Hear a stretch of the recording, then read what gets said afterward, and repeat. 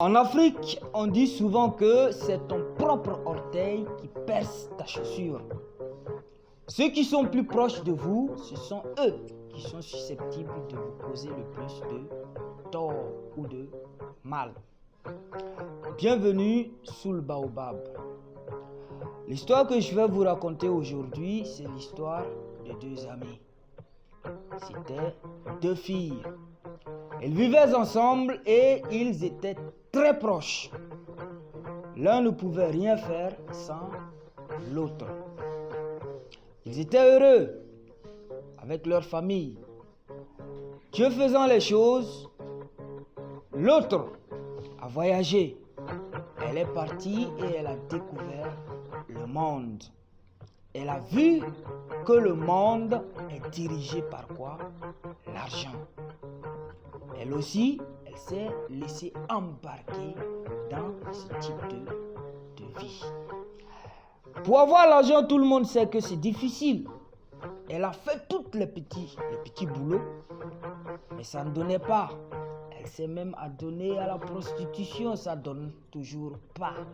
Elle n'a pas eu assez d'argent pour faire ce qu'elle voulait. Donc elle se sentait malheureuse. Tout le monde sait que l'argent contribue pour beaucoup au bonheur. Même si l'argent ne fait pas le bonheur, mais l'argent contribue pour beaucoup. Surtout dans un monde où dirigé par des gens qui en ont assez. Elle revint dans son village.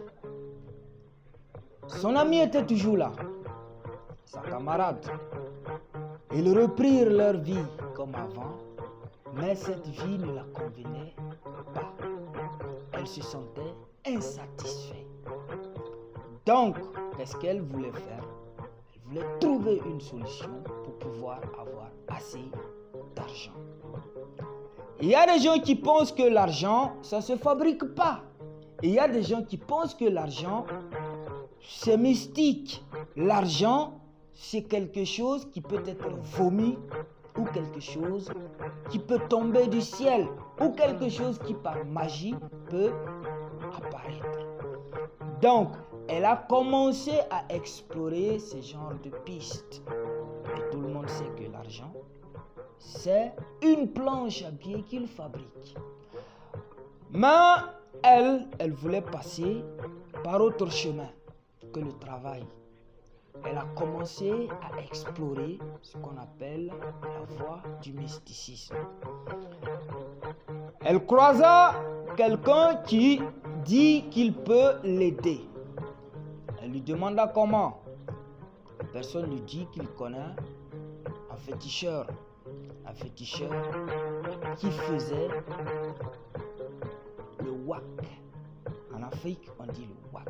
Et le wak, c'est quel genre de wak? C'est le wak de l'argent. Il pouvait l'aider à rentrer en contact avec ce féticheur. Elle dit qu'il n'y a pas de problème. Donc, qu'est-ce qu'ils ont fait? Ils se sont donné rendez-vous et ils sont allés chez le féticheur. Quand ils sont arrivés, ils sont rentrés. Ils ont trouvé le féticheur et le féticheur a dit à la fille: je sais ce que tu veux. La majorité des gens qui viennent ici veulent l'argent. Je peux t'en donner. Je peux t'en donner beaucoup. Tout ce que tu veux, tu pourras faire avec. Mais il y a un prix à payer. Et ce prix, c'est quoi? C'est qu'il te faut sacrifier quelqu'un de plus cher dans ton cœur. Quelqu'un que tu aimes comme toi-même. Quelqu'un qui est toujours là pour toi, qui te fait sourire tout le monde. Quand le féticheur dit ceci, elle pensa à sa mère. Mais elle ne pouvait pas. Elle pensa aux membres de sa famille. Elle ne pouvait pas se résoudre à sacrifier un d'entre eux. Celui qui vint dans sa tête, c'était son ami d'enfance. Son amie avec laquelle elle faisait tout. Elle dit qu'il n'y a pas de souci. J'ai trouvé la personne. Le marabout lui dit: repars chez toi et reviens dans une semaine avec ta camarade. Le jour où tu viendras, tu laisseras ta camarade dehors, tu rentreras dans la case et me trouver. Je ferai tout ce que j'ai à faire. Quand je te dirai d'appeler le nom de ta camarade, appelle. Quand elle répondra, tu la diras de rentrer te rejoindre dans la case. C'est ton travail. Ce qui restera, c'est à moi de m'en charger. Ainsi, elle ressortit de la case avec son ami. Mais quand elle sortait de la case, elle vit une vieille qui était assise en train de coudre. Elle ne la salua pas. En rentrant, elle ne la salua pas. En ressortant aussi, elle ne la salua pas. Ce qui a frustré la vieille dame. Elle la regarda avec son ami partir. La semaine suivante, elle revint avec son ami d'enfance. Quand ils arrivèrent dans la cour, elle dit à son ami de s'asseoir. Elle passa et elle rentra dans la case trouver le féticheur. Son ami étant resté dehors, vit la vieille qui était en train de balayer la cour. Elle se leva gentiment, poliment, salua la vieille, prit le balai et commença à nettoyer la cour. Elle nettoya la case de la vieille, récupéra la vaisselle et lava toutes les assiettes. Quand elle eut fini, elle repartit. Mais quand elle était en train de tourner le dos à la vieille pour aller s'asseoir, la vieille l'interpella.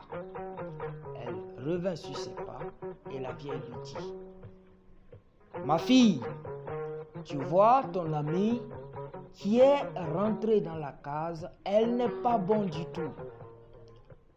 Ce qu'elle veut de toi, c'est ton malheur. Elle est juste venue pour te sacrifier. Mais je te donne un conseil. Tu vas l'entendre t'appeler. Elle va t'appeler jusqu'à 3 fois. Mais quand elle t'appellera, ne réponds pas. Fais la sourde. L'enfant remercia la vieille, alla s'asseoir. Peu de temps après, elle entendit son nom, prononcé par qui? Par son ami qui était à l'intérieur. Elle l'appela la première fois, elle ne répondit pas.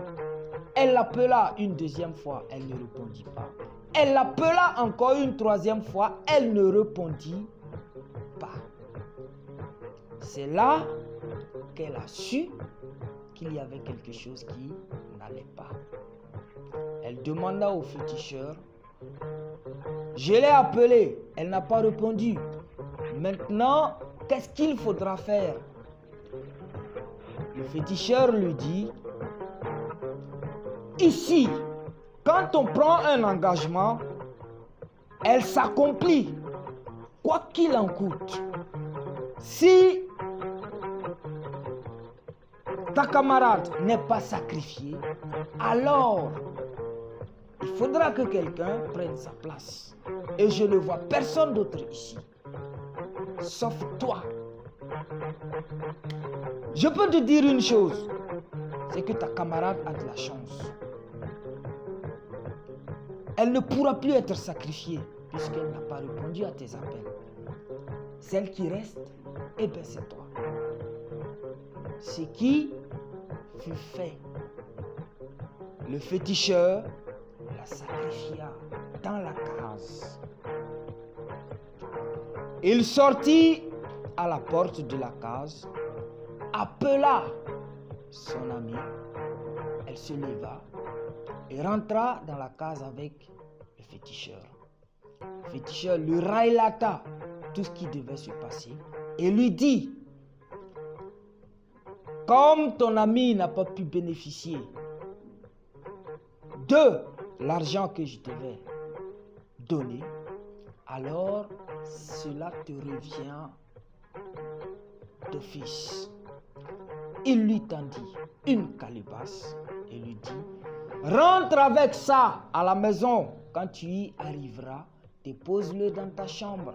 Et chaque jour que Dieu fait, donne simplement une somme et tu le trouveras dans la calebasse. C'est ainsi que la jeune fille prit la calebasse, remercia le féticheur, remercia énormément la vieille qui l'a mise en garde et rentra chez elle. Le bienfait n'est jamais perdu. Qu'est-ce qui a emmené la vieille à dévoiler le secret à la fille?